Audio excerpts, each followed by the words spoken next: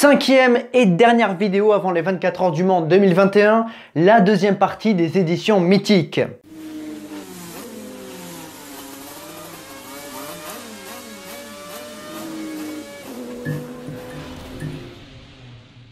L'an dernier avec Alex, alias le dormeur du Val, nous vous avons présenté quelques éditions marquantes des 24 heures du Mans. Le concept vous a plu et ça nous a vraiment fait très plaisir, alors on s'est senti un petit peu obligé de faire la deuxième partie. D'autant plus que certaines éditions, voire l'édition la plus marquante de l'histoire des 24 heures du Mans n'était pas dans la première vidéo. En revanche, elle y sera aujourd'hui. Effectivement, on va vous parler de 4 éditions. 1988, 1995, 1998 et 99. Je vous invite fortement à regarder la vidéo précédente qui parle de la renaissance du Mans qui pose vraiment le contexte de ces 4 éditions. Bref, Alex est prêt, bienvenue dans cette deuxième partie des éditions mythiques des 24 heures du Mans.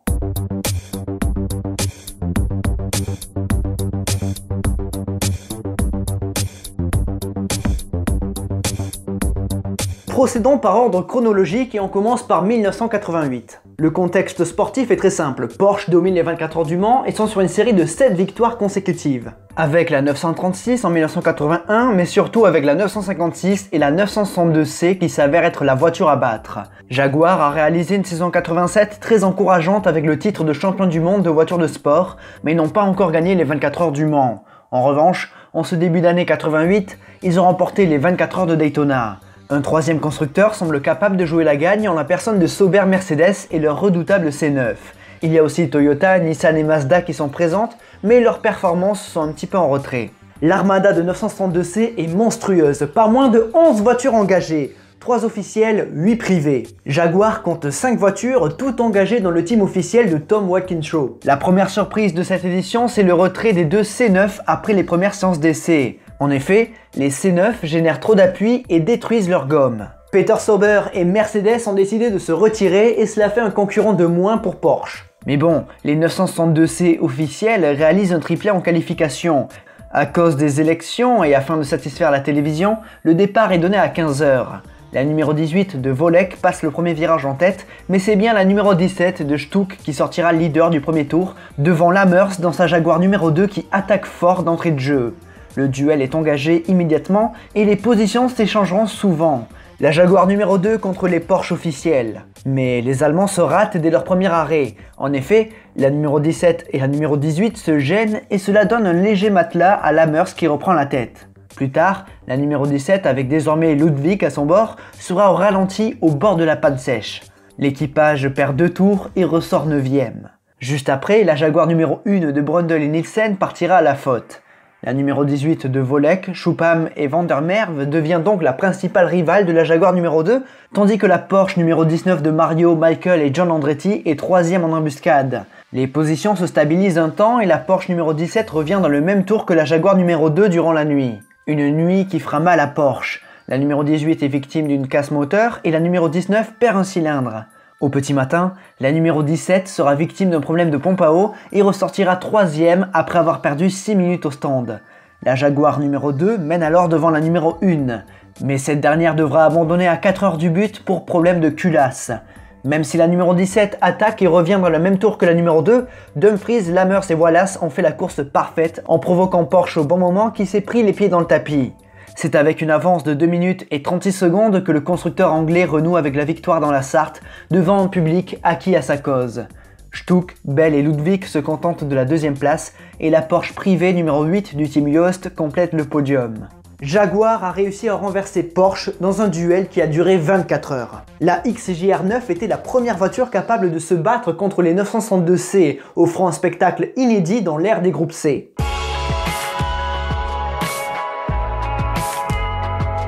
Le Sport 3,5 litres a décimé le groupe C, Le Mans a failli disparaître et pour regarnir la grille de départ, les GT ont été rappelés. L'édition de 1995 s'annonce être une bataille entre GT et prototype. Courage, Kremer Porsche et Welter Racing sont les favoris chez les protos. Chez les GT1, on retrouve Nissan, Toyota, Ferrari et surtout McLaren qui semble être la meilleure chance de victoire pour cette catégorie. En effet, cette GT1 vient du championnat BPR GT et ont remporté 6 des 7 courses du début de saison. Aucune McLaren n'est engagée directement par le team officiel, seulement des teams privés s'occupent de faire rouler ces voitures. Et elles seront 7 à prendre le départ. Le débutant William David signe la pole position avec sa WR numéro 9 devant la numéro 8. Derrière, on retrouve les deux courages, celle à moteur Porsche de Volek et Larry Andretti, ainsi que celle à moteur Chevrolet de Lagorce, Pescarolo et Bernard. La première McLaren, c'est la 59 de Dalmas, Leto et Sequia, mais elle est devancée par deux Ferrari F40 LM. Dès le départ, les deux WR et les deux courages s'échappent. La numéro 8 a immédiatement pris la tête à la numéro 9 qui se fait elle-même dépasser par la courage Porsche numéro 13. Pescarolo, lui, est en retrait. Les GT1 sont plus lentes que les protos, mais consomment moins. Ainsi, pendant que les WR, les courages et la Creamer s'arrêtent, la McLaren de Nielsen prend la tête. La pluie fait son apparition et redistribue les cartes. Les McLaren F1 deviennent plus menaçantes et mènent après la première heure de course. Le déluge s'abat dans la Sarthe et les WR perdent du terrain. La courage Porsche numéro 13 tient le rythme des McLaren 49 et 51 qui se battent pour la tête de course.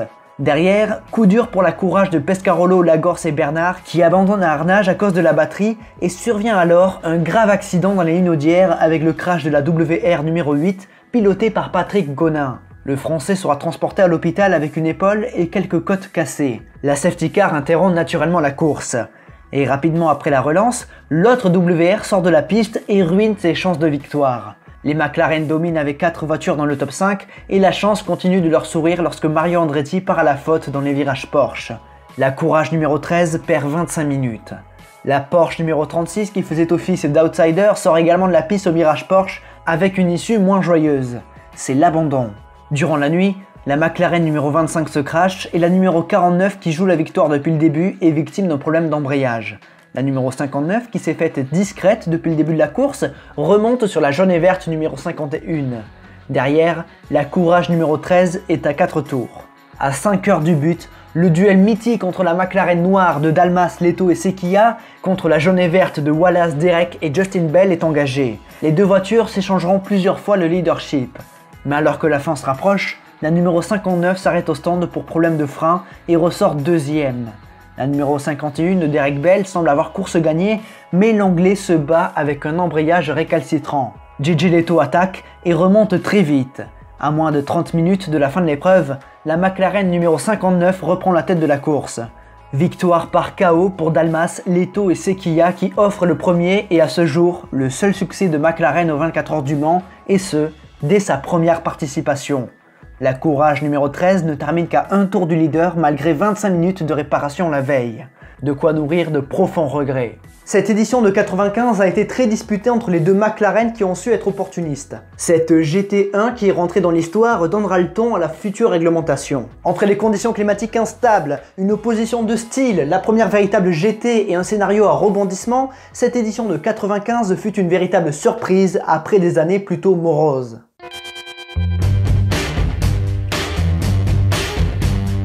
Alors, pour les 2 années mythiques avec un grand M des 24 heures du Mans, je laisse la parole à Alex. Si vous avez bien suivi notre vidéo sur la renaissance du Mans, vous avez toutes les cartes en main pour bien comprendre ce qui fait le mythe des 2 éditions dont je vais vous parler. Si ce n'est pas fait, je vous invite à la regarder.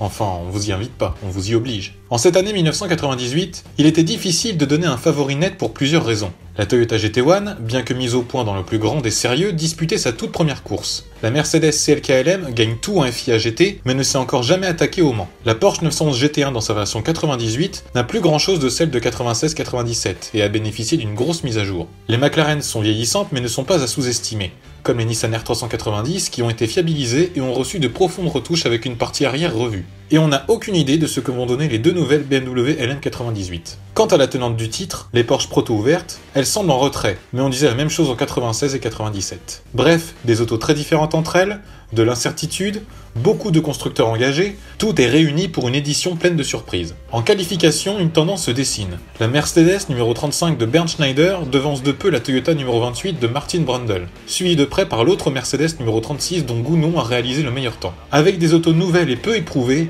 il ne faut pas toujours se fier aux performances pures pour avoir une idée du scénario de la course. Surtout que les voitures utilisent des configurations différentes en qualification, tout comme les stratégies qui diffèrent. Mais dès le départ à 14 h, ce sont bien les Mercedes et les Toyota 28 et 29 qui se mettent en évidence. suivi de près par l'une des BMW qui a pris un départ canon, et à distance par les Porsche GT1 et les Nissan. Après un accrochage avec une courage, la BMW numéro 2 perd beaucoup de temps au stand. Et le premier coup de théâtre intervient au bout d'un peu plus d'une heure de course. La Mercedes numéro 35, pilotée par Bernd Schneider, s'arrête au bout des stands. La pompe de direction assistée est cassée, ayant entraîné une rupture de la pompe à huile. C'est terminé pour l'une des grandes favorites. Mais 3 quarts d'heure plus tard, c'est l'autre Mercedes pilotée par Christophe Bouchu qui s'arrête devant son box. Même problème, même conséquence. Au bout de seulement 2 heures de course, les deux Mercedes ne sont plus là. C'est une humiliation totale pour le clan allemand. Chez Toyota, si la 29 est maintenant solidement en tête, la 28 de Brundle, Collard et Larry perd 7 tours pour un problème de frein. Et la 27 de Suzuki Tsuchiya Katayama plonge au classement après 3 longs arrêts au stand pour des problèmes de boîte de vitesse. Et pour ajouter au chaos chez les favoris, les deux BMW officiels sont hors course à 18h en raison de fortes vibrations sur les trains avant. Au bout de 4 heures de course, il n'y a plus de Mercedes et de BMW officiels. Toyota mène avec la 29, suivi de près par les deux Porsche GT1 qui sont moins rapides mais qui consomment beaucoup moins. La lutte est féroce et l'écart n'est jamais supérieur à plus d'1 minute des heures durant. Malheureusement pour Toyota, la foudre s'abat sur l'équipage alors en tête. Après un arrêt de 15 minutes programmé pour changement de plaquette de frein, la 29 revient au stand à peine 10 minutes plus tard pour des problèmes de transmission, laissant la tête à la Porsche 25 de Müller, Elzen-Volek, suivie par la 26 d'Aiello Ortelli-McNish. Troisième, une des Nissan de Lagor Skrum Nielsen s'accroche. Porsche qui prend la tête après des problèmes chez Toyota. Ça ne vous rappelle rien? Goodness! It's come to a halt and Toyota have had the Le Mans 24 hours snatched from them! And Porsche are gonna win Le Mans! Dans la nuit, malgré des averses intermittentes qui rendent les conditions changeantes et piégeuses, la hiérarchie en tête ne sera pas bouleversée. Mais à 6h du matin, ce sont les Porsche de tête qui sont cette fois-ci concernés par les problèmes. La Porsche numéro 25, alors deuxième, sort dans la première chicane des Hunaudières et doit refaire toute la face avant, tandis que la 26, alors en tête, est victime d'une surchauffe moteur. La Toyota numéro 29 repasse en tête avec 3 tours d'avance, mais pas pour longtemps. Encore des soucis de boîte, pignonnerie à changer. La Porsche numéro 26 reprend la tête. La Toyota est à moins d'1 minute. Et la Porsche numéro 25 est talonnée par les Nissan 32 et 30, toutes ces autos peuvent gagner. Le scénario est complètement fou.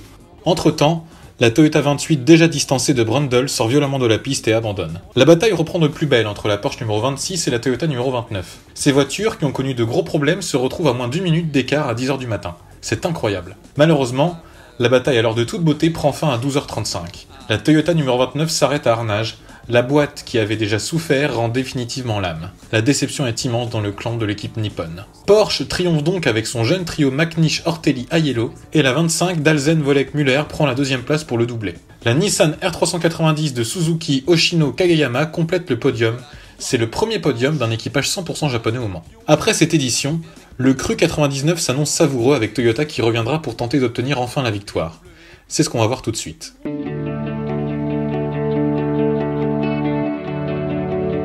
Beaucoup d'entre vous l'attendaient cette édition 99, celle où Toyota, Mercedes, Audi, Nissan, BMW ou même Panoz sont venus à titre officiel pour tenter de jouer la victoire. Comme expliqué dans notre vidéo sur la Renaissance, 99 marque la fin des obligations d'homologation route pour engager une voiture en course. Les constructeurs font donc ce qu'ils veulent, dans la limite du règlement bien sûr. Porsche se retire dans le but de consacrer ses ressources financières sur ses modèles de série. Beaucoup d'autos sont nouvelles, comme les Mercedes CLR ou la Nissan R391. Les Audi R8C et R8R, d'autres sont des évolutions comme les nouvelles Panoz Spider, qui sont des GT1 transformés en LMP. Les BMW V12 LMR ont elles aussi été profondément remaniées par rapport au LM98, et les Toyota GT1 n'ont pas beaucoup changé extérieurement, mais un gros travail a été fait sur les trains roulants, les freins et la boîte de vitesse. Chez Toyota justement, on se montre très confiant, peut-être trop, avec des voitures nettement plus rapides que la concurrence, surtout la 1 et la 2. Pour le team nippon, il faut frapper fort d'entrée. Un gros chrono en essai est une priorité.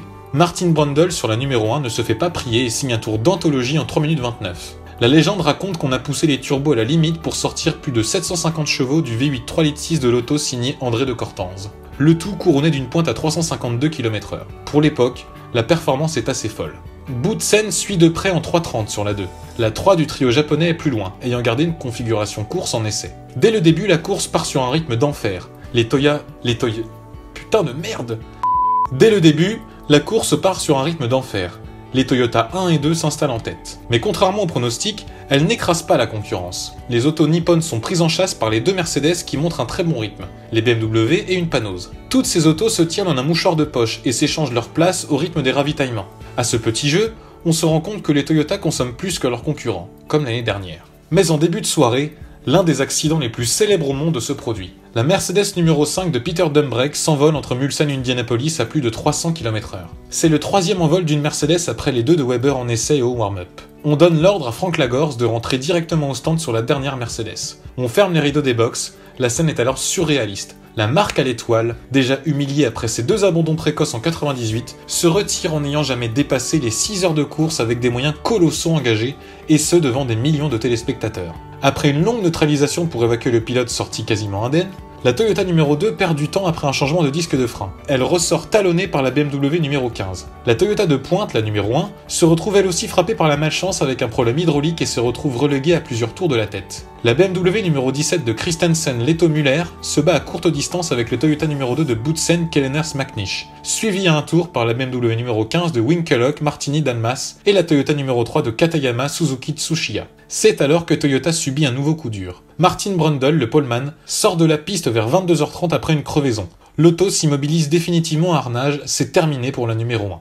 Vers 3h du matin, alors qu'elle se bat avec la BMW de tête pour la victoire, Thierry Boutsen s'accroche à l'entrée de la courbe Dunlop avec la Porsche numéro 66. L'accident est terrible et Boutsen est extrait avec précaution de l'habitacle. Il reste alors la dernière Toyota du trio japonais pour espérer battre les deux BMW. Abandonnant toute stratégie, on demande au pilote de prendre tous les risques et de rouler à fond pour combler le retard pris en raison d'un changement de frein complet. Les pilotes ressortent lessivés de leur relais et tournent 4 à 8 secondes plus vite qu'en début de course. Pendant ce temps-là, une Audi R8R de Piro Bila-Tace tient une solide 4ème place dans le même tour que la Toyota. Alors que les deux BMW occupent la tête, la dernière Toyota a taillé la route pour se retrouver à un tour avant midi.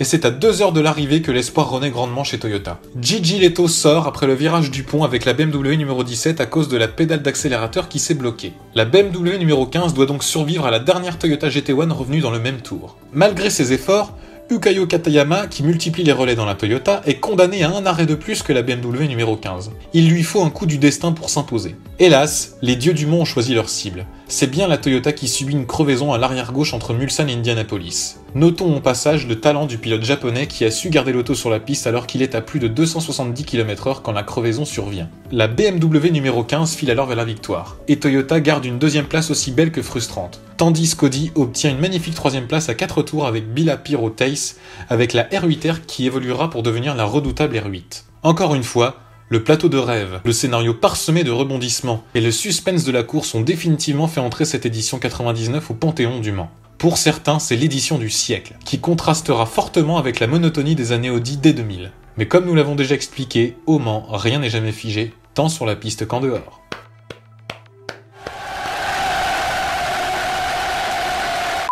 Mesdames et messieurs, j'espère que cette deuxième partie des éditions mythiques des 24 heures du Mans vous aura plu. Encore une fois, on a taffé comme des malades avec Alex, avec beaucoup de recherches, beaucoup de visionnage. D'ailleurs, j'ai un livre de malade. D'ailleurs, je vais vous le montrer parce que, voilà, ce livre-là, c'est une encyclopédie, mais de fou furieux. Donc, si jamais vous le trouvez, prenez-le. Bon, moi, je l'ai en anglais, mais ça va. Et ça vous raconte plein de trucs, des anecdotes croustillantes. Là, je fais un petit peu de promo à ce livre que j'ai eu il y a à peu près, il y a 10 ans. Il y a 11 ans que j'ai ce livre. Et j'avais jamais véritablement ouvert parce qu'avant je parlais très mal anglais, je lisais très mal anglais, donc voilà, ça c'est pour la petite parenthèse. Je parlais des commentaires, tout ça, c'est une possibilité pour vous de montrer votre soutien à la chaîne en commentaire, like, abonnement, partage et cloche. Voilà, il me semblait bien que j'en avais oublié. Hein. Donc voilà, tout ça c'est à votre disposition pour montrer votre soutien à la chaîne. Et si vous en avez pas assez de moi, vous avez aussi la chaîne secondaire La Piste qui vous attend.